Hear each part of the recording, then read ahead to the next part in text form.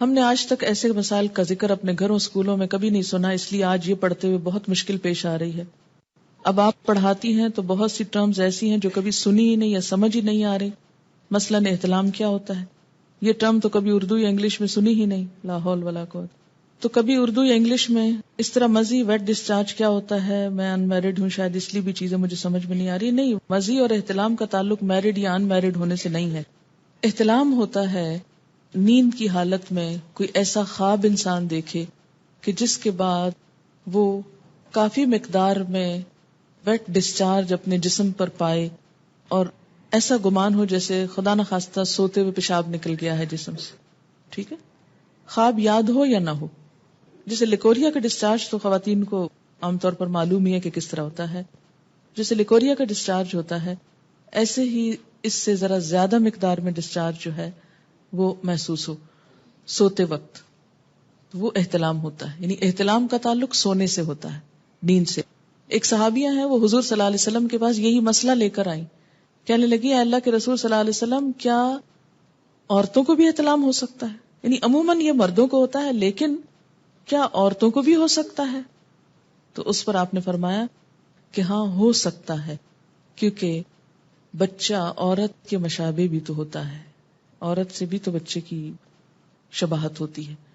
ٹھیک ہے، تو سیکشل انٹرکورس کے بغیر اگر نیند کی حالت میں کوئی خواب دیکھنے یا نہ دیکھنے پر ایسا پانی انسان دیکھے کہ جو زیادہ مقدار میں ہو، عام نارمل روٹین میں جیسے لیکوریا وغیرہ تھوڑا بہت سپاٹنگ ہو گئی، وہ نہیں، زیادہ مقدار میں، اس کو احتلام کہتے ہیں. اس سے انسان ناپاک ہو جاتا ہے. اور بعض اوقات ہو سکتا ہے کہ کسی خاتون کو کبھی بھی ایسی کیفیت نہ ہوئی ہو. بسا اوقات جسمانی کیفیت، آب و ہوا، کئی چیزیں انسان کے مزاج میں اثر ڈالتی ہیں. تو بعض لوگوں کو ایسی تکلیف ہو سکتی ہے. اگر کسی کے ساتھ ایسا نہیں ہوا تو وہ پریشان نہ ہو کہ میں تو شاید اب نارمل انسان ہوں. نہیں، اٹ ڈیپینڈس. اور اگر کسی کے ساتھ ایسی کوئی کیفیت ہو جائے تو وہ یہ نہ سمجھے کہ میں کوئی بہت برا انسان ہوں. ایکچولی ہوتا یہ کہ ہمارا بیہیویئر کیا ہے اور ہم ان چیزوں کو کس انداز سے پیش کر رہے ہیں. اگر آپ اس کو فطری چیز سمجھیں تو آپ کو کچھ بھی اس میں نہیں فیل ہوگا. پھر مثلاً ایک میڈیکل کا اسٹوڈنٹ جو ہے وہ جب ڈسیکشن شروع کرتا ہے، ٹھیک ہے، اس شروع میں بہت گھبراہٹ اور بہت پریشانی ہوتی، لیکن ایک ایک پارٹ، اور آپ دیکھیں کہ جو ہماری بچیاں کو ایجوکیشن میں پڑھتی ہیں وہاں تو عورت مرد سب مل کر ایک کام کر رہے ہوتے ہیں، اور وہاں تو کبھی کسی نے کہا کہ یہ بہت غلط کام کر رہے ہو آپ. اور میں سمجھتی ہوں کہ ایسی چیزیں مردوں اور عورتوں کو مل کے نہیں کرنی چاہیے، لیکن اگر دین کے لیے یہی بات کرنی پڑ جائے تو ہم کہتے ہیں ہائے ہمارے دین میں ایسی بے حیائی کی باتیں. یعنی میڈیکل کی بکس میں سب لکھا ہوا ہے اور سب جائز ہے اور وہ بھی انسان پڑھتے ہیں، لیکن دین کی کسی کتاب میں ایسی کوئی بات لکھی ہوئی ہے تو یہ بالکل درست نہیں. اور یہ کیسا دین ہے؟ یہ ہمارا ایک بہت نیگیٹو ایٹیچیوڈ ہے معاشرے کے اندر دین کے معاملات میں، جو کہ درست نہیں. اور اس کی وجہ سے کئی بیماریاں پھر پیدا ہوتی، عبادت میں خلل ہوتا ہے.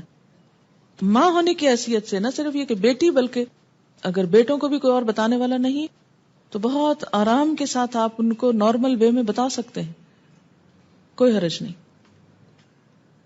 جی ہاں، ہمارے ہاں عموماً یہ ہوتا ہے اسکولوں میں جیسے سیکس ایجوکیشن ہوتی ہے اور بعض اوقات اتنے بھونڈے طریقے سے ہوتی ہے کہ وہ اس کے فائدے کی بجائے کئی نقصان ہوتے ہیں. تو اٹ ڈیپینڈس کہ آپ ایک مسئلے کو، ایک پرابلم کو یا ایک چیز کو کس طرح ایکسپلین کرتے ہیں. ٹھیک ہے نا؟ تو خود اپنے اندر پہلے کانفیڈینس پیدا کریں کہ آپ کی نیت کیا ہے ایک بات کرنے کی، کیوں سکھانا چاہتے، کیوں سمجھانا چاہتے. یہ نہیں کہ آپ خود ساتھ ہنسنا شروع کر دیں اور شرمانا شروع کر دیں اور سب کو ہنسانا شروع کر دیں.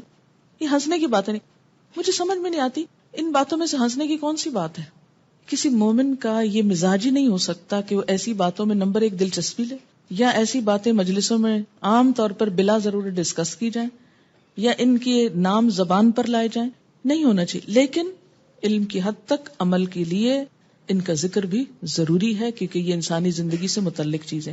مزی عام طور پر لفظ جو ہے یہ ویٹ ڈسچارج جیسے لیکوریا ہوتا ہے ایسے ہی ہوتا ہے، لیکن یہ جاگتے ہوئے ہوتا ہے، یہ نیند کی حالت میں نہیں، یہ جاگنے کی حالت میں ہوتا ہے. اور اس میں عموماً ایسا ہوتا ہے کہ مثلاً کوئی ایسا سین آپ نے دیکھا ہے ٹیلی ویژن میں، یا ایسی کوئی کتاب پڑھی ہے، یا کوئی بھی ایسی چیز کہ جس سے جسم کے اندر خلل آتا ہے، یعنی انسان کے ایموشنز جو ہیں وہ ڈسٹرب ہوتے ہیں. تو ایموشنز کے فرق سے یہ ڈسچارج ہوتا ہے.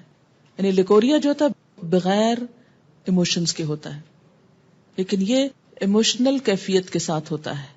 ایموشنل کیفیت کے ساتھ جو ویٹ ڈسچارج ہوتا ہے اس سے استنجا بھی لازم ہے اور وضو بھی لازم ہے، لیکن نہانا لازم نہیں.